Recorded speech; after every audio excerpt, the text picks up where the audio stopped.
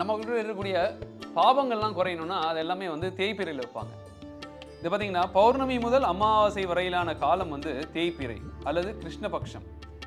தேய் என்பது தமிழில் சோர்வு என்று சொல்லப்படுகிறது. புரியுதா இல்லைங்களா?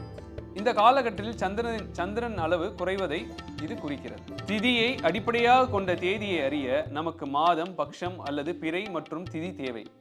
உதாரணமாக அக்ஷய திருதியை ஒவ்வொரு ஆண்டும் பங்குனி மாதம் வளர்பிறை அல்லது சுக்லபக்ஷம் மற்றும் திருதியை திதியில் கொண்டாடப்படுகிறது. இங்க பாத்தீங்கன்னா அக்ஷய திருதி வந்து பாத்தீங்கன்னா வளர்பிறையில வச்சிருக்காங்க. ஏன்னா செல்வம் வந்து கூடிக்கிட்டே போகணும் அப்படின்றத குறிக்கிறதுக்காக வளர்பிறையில வச்சிருக்காங்க.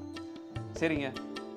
அப்புறம் வேற என்ன பண்ணியிருக்காங்க அப்படின்னு கேட்டீங்கன்னா, ஸ்ராத்தங்கள், இறப்பு ஆண்டு விழாக்கள் நட்சத்திரங்கள் அடிப்படையில் அல்லாமல் திதியின் அடிப்படையில் குறிப்பிடப்படுகின்றன. எனவே பிறந்த நாளை கணக்கிடுவதற்கு நாம் மாதம் மற்றும் நட்சத்திரத்தை பயன்படுத்துகிறோம். அதே நேரத்தில் இறப்பு ஆண்டுகளுக்கு கணக்கிடுவதற்கு நாம் திதிகளை பயன்படுத்துகிறோம்.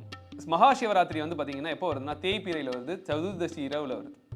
பாபங்கள்லாம் குறையிறதெல்லாம் வந்து தேய்பிறையில் வருது. நமக்கு வந்து வளர்ச்சி வளம்லாம் வருது, இதெல்லாம் வந்துட்டு நமக்கு இதெல்லாம் காட்டுறது என்னென்ன தமிழ்நாட்காட்டி ஒரு விஞ்ஞான அடிப்படையிலான கால கணக்குன்றது நமக்கு ஒரு இது வந்து நேர்முறையாகவும் மறைமுகமாகவும் காட்டுகிறது. இப்போ இன்னொரு விஷயம் இதில் பார்த்துக்கிட்டிங்கன்னா சின்ன சுவாரஸ்யங்கள் நான் உங்களுக்கு சொல்கிறேன். சங்கட சதுர்த்தி, தேய்பிறை சதுர்த்தி, சங்கடங்கள் வந்து நம்மகிட்ட அப்டக்கல்ஸ் வந்து கம்மியாகும், கூடக்கூடாது. அதனால அது தேய்பிறையில் வச்சுருக்காங்க. பிரதோஷம், திரையோதசி, பிரதோஷம் வந்து 13வது நாளில் நம்ம இது பண்ணுறோம். புரியுதா இல்லைங்களா? அதாவது வந்து அந்த நாள் 13வது நாள் சேர்ந்தரம் நாம் அந்த இது வந்து நாம் சிவனுக்காக பண்ணுறோம். அது வந்து அது ஒவ்வொரு நாளில் வரும்போது ஒவ்வொரு நாள் சிறப்பு இருக்குது. பிரதோஷம், அதுக்கு அடுத்த நாள் நமக்கு சிவராத்திரி வருது. வைகுண்ட ஏகாதசி, எல்லா நாளுமே நமக்கு ஏகாதசி வருது. மார்கழியில் வருது ரொம்ப சிறப்பு. இந்த மாதத்தில் 3 ஏகாதசி நமக்கு இருக்குது. இந்த வைகுண்ட மார்கழியில் வந்து நாம் செய்யக்கூடிய காரியங்கள் எல்லாம் 1000 மடங்கு பலனை தருவதனால் அந்த ஏகாதசி ரொம்ப சிறப்பாக செயல்படும். மார்கழியில் செய்யக்கூடிய வழிபாடுகளும் மற்றும் அங்கே வரக்கூடிய ஏகாதசியும் சிறப்பாக சொல்லப்படுகிறது.